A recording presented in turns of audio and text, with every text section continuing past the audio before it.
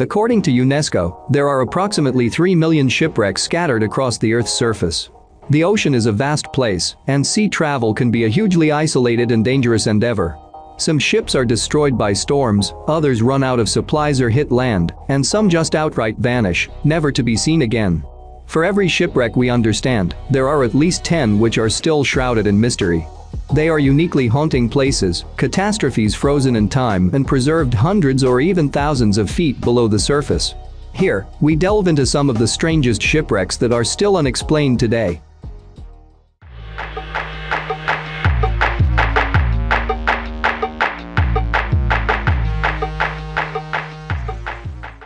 The World Trade Center ship. One of the greatest tragedies of the modern world happened on September 11, 2001. 4 commercial aircraft were hijacked by terrorists and flown toward key landmarks in the US. 2 of these planes hit the 110-story World Trade Center towers, which collapsed later that day. The disaster resulted in the total destruction of the World Trade Center, which had to be cleared of debris ahead of reconstruction plans. The ground was broken as part of a scheme to build an underground security and parking complex. But excavation had to be halted in 2010 when diggers encountered something very unusual 6.7 meters below ground level, slightly south of where the 2 towers had once stood, a shipwreck. Later analysis discovered that the trees used to build the ship were cut down in 1773, a few years before the Declaration of Independence. It was built from the same white oaks that also supplied builders with the materials they needed to construct Independence Hall, where the Declaration of Independence was signed. Archaeologists later found that the ship had almost certainly been built in Philadelphia, which was the center of the American shipbuilding industry at the time. As a result, the vessel was probably sailing during those key few years when America broke away from Britain. Archaeologists still aren't sure how the ship ended up there, but it is commonly understood that the area was still sea at the time of the American Revolution. The ship may have been scrapped and buried on purpose, as part of a conscious attempt to extend the Manhattan coastline, or it could have just been another unfortunate victim of the fickle ocean. The Mary Rose. The Mary Rose was undisputedly the pride of the English Navy for over 30 years. When it was first launched in 1511, the age of sail was only just beginning. It was the largest ship in the English fleet and one of the most advanced in the world. It took full advantage of the recent invention of the gun port and was one of the first ships in history capable of firing a broadside. It fought in numerous battles against England's primary enemy at the time, France, before sinking in the midst of battle in 1545. The circumstances of the Mary Rose's demise still aren't understood. On the day of the battle, the English fleet was docked at Portsmouth Harbor, making it especially vulnerable. The French galleys launched a surprise attack, and the Mary Rose and another warship sailed out to drive them off. According to a contemporary report, the Mary Rose suddenly leaned right, causing water to flood in through the open gun ports. The ship sank quickly after that, taking over 90% of her 400-man crew down with it. It sank within full view of Southsea Castle. Today, a buoy marks the site, which can easily be seen from the castle walls. A number of theories have been put forward to explain the tragedy, none of which are entirely satisfactory. One theory suggests the ship had been made too heavy by the most recent refit, which added more men and guns, but the refit was 9 years before the sinking. A French captain present at the battle said it was sunk by a cannonball, but no evidence found at the wreck conclusively supports this. Another contemporary said that it was hit by a gust of wind while it was turning, and it had just fired its guns, which, added together, tipped the ship too far to the right. The Mary Rose has since been recovered from the seabed and is preserved in a museum in Portsmouth, but even now, analysts disagree over exactly what caused the sinking. The Jenny Lind. In 1850, the Jenny Lind was more than 480 kilometers from the Australian mainland when it suddenly struck land. The ship had hit a small ridge which lay just below the water. The crew then survived for 37 days on a small, sandy quay while they built a new ship before sailing over 600 kilometers to Moreton Bay on the Australian mainland. All 28 crew members survived. The feat was widely recorded in the newspapers at the time, and shortly after that, the surprise bit of land, known as Ken Reefs, started appearing on navigation maps. After that, travel past the ridge which lay right in the middle of a busy trade route was much safer. But even today, we don't know quite how many ships the ridge has actually claimed. The Bona Vista crashed into it in 1828, and a record made in 1857 states that the southern end of the reef was already strewn with wrecks even then. Modern estimates assume that at least 8 ships have met their end on this deadly atoll. The main problem is the incessant strength of the sea which batters the atoll. A trip to Ken Reefs in the 1980s found that both the Jenny Lind and the Bona Vista were still half visible above the water, but another trip in January 2017 found that they had since been destroyed. The tropical weather and powerful currents quickly reduce any ships that wrecked there to their metallic parts, making it impossible to tell just how many have been claimed. The investigators are persistent, though. They're currently in the process of cataloging all the material still visible and checking contemporary shipping records in an effort to come up with an estimate. The Werata. The SS Werata was an advanced passenger liner that was built in Glasgow. Intended to ferry people between the UK and Australia, it was expected to be a hardy and durable seagoing vessel. However, it first raised concerns during its test voyages when the captain complained that it sometimes felt top-heavy and struggled to maneuver. The ship remained in use. It departed Durban in July 1909, expected to take 3 days to reach Cape Town. The ship was sighted at sea over the course of the first day, but then disappeared without a trace. One sailor who saw the ship go by thought it might have been giving off a lot of smoke, while another later reported seeing 2 bright flashes in the night. He was used to seeing them, however, since they were often caused by bushfires along the South African coast, and didn't even think to record them in his log until he heard of the ship's loss. Since then, multiple efforts have been made to try to locate the ship. After nearly a century of searching, the South African National Underwater and Maritime Agency reported that they'd found it in July 1999, even performing a deep-sea dive to confirm it. Months later, however, they discovered that it was the wreck of a different ship, the military transport vessel Nailsea Meadow, which had a similar profile. To this day, no trace of the Werata has ever been found. Its sinking led to the complete collapse of the Blue Anchor Line, which owned the ship, and they sold off their fleet the following year. The Andrea Doria. The waters of the world emptied over the course of the World War II, as fewer and fewer people were willing to take the risk of traveling or vacationing in wartime. The end of the war brought with it a new golden age of cruise liners and luxury passenger ships. Bright and expensive, they crisscrossed the Atlantic in their droves, taking many people further than they'd ever traveled before. One of these vessels was the SS Andrea Doria. Its hull was split into 11 watertight compartments to prevent sinking, and it had completed 100 transatlantic journeys by the time it sank in 1956. Many people had considered it unsinkable until it crashed straight into another ship, the Swedish vessel Stockholm. The circumstances of the crash are still unclear.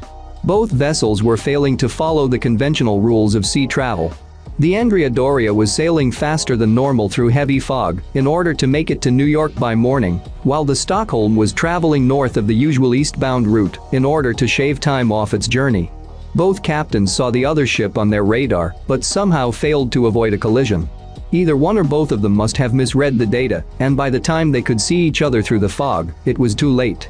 Despite a desperate last-ditch effort to prevent a crash, the Stockholm plowed straight into the Andrea Doria's flank with its icebreaker prow, penetrating 9 meters into the hull and killing dozens on impact.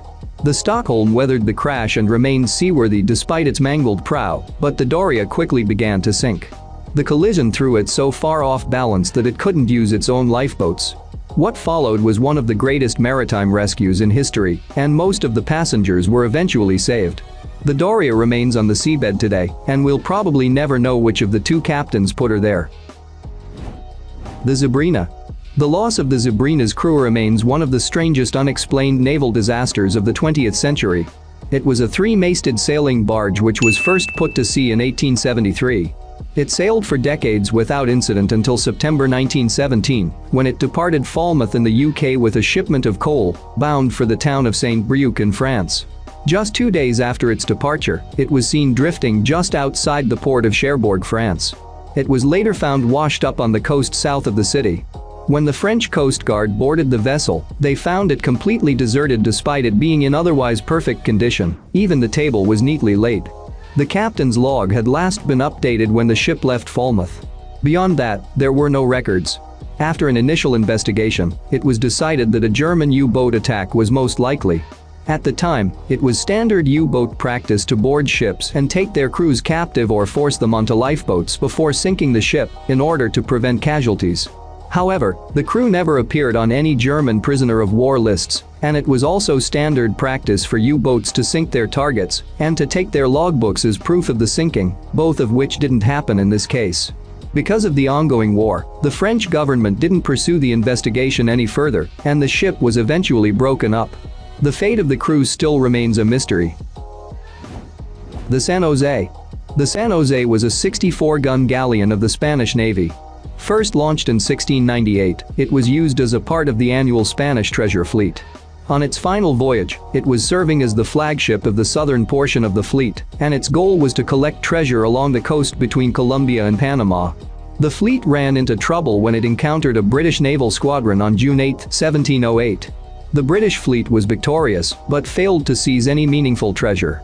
Of the 3 ships they defeated, one was burned onshore by its crew, and another, the San Jose, exploded in the midst of battle.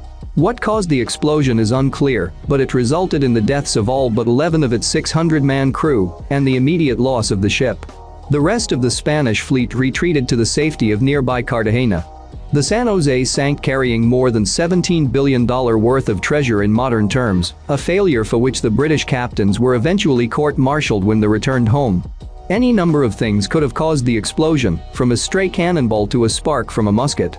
We know for sure, however, that the San Jose is one of the most valuable wrecks in history, and it has long been referred to as the Holy Grail of shipwrecks. The site of the San Jose was a mystery until 2015, when it was discovered. Colombia has stated its intention to recover the wreck and display the treasure in a museum. The ship's exact location remains a state secret to ward off looters. The Bichimo. The SS Bichimo had a very conventional history. Originally built in Sweden in 1914, it was owned by the German Navy and sailed between Hamburg and Sweden until it was transferred to Britain as part of Germany's war reparations. In 1921, it was acquired by the Hudson's Bay Company and was frequently used to travel the northern reaches of Canada, collecting fur pelts to be transported back to Europe. Ship crews operating so far north were used to dealing with ice, so when the Bichimo became stuck on October 1, 1931, they thought little of it. They abandoned the ship and took shelter in the town of Barrow and returned to their vessel when the ice had cleared. The ship continued to get caught, however, and eventually, the company flew half the crew home. The other half, who were ready to wait out the winter if necessary, built a wooden shelter nearby. They were hit by a powerful blizzard on November 24, and when it cleared, there was no sign of their ship. The crew were ready to leave, but a week later, a local Inuit from Barrow told them he'd seen the ship drifting. They eventually located it, but it was so heavily damaged that they abandoned all hope of sailing it. They salvaged what cargo they could and left, expecting the ship to sink soon after. But it didn't. Instead, the ship continued to drift in the northern waters for years, eventually becoming a local legend. A whole host of stories have appeared over the years, some claiming that it became stuck in a glacier. The last credible sighting, however, dates to 1962, more than 3 decades after it was abandoned. It was allegedly seen drifting along the Alaskan coast by a group of Inupiat who were traveling in kayaks. Despite several searches, not a single trace of the ship has ever been discovered. The Patriot. The Patriot was a nimble schooner which saw action in the War of 1812. Before it was drafted for naval service, the Patriot had been a pilot boat, so it was very fast.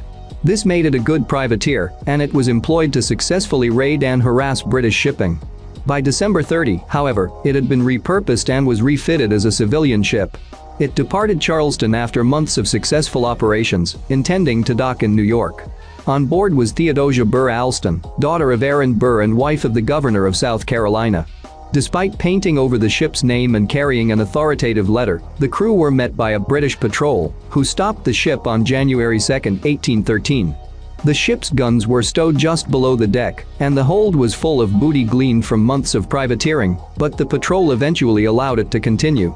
Soon after that, however, it must have disappeared because the ship never arrived in New York. There were immediate speculations about its fate. Many believed the ship must have been captured by pirates, since dozens of them prowled the North Carolina coastline. Several newspapers reported deathbed confessions from pirates and others over the next few decades, each of whom claimed to have been involved in capturing the ship.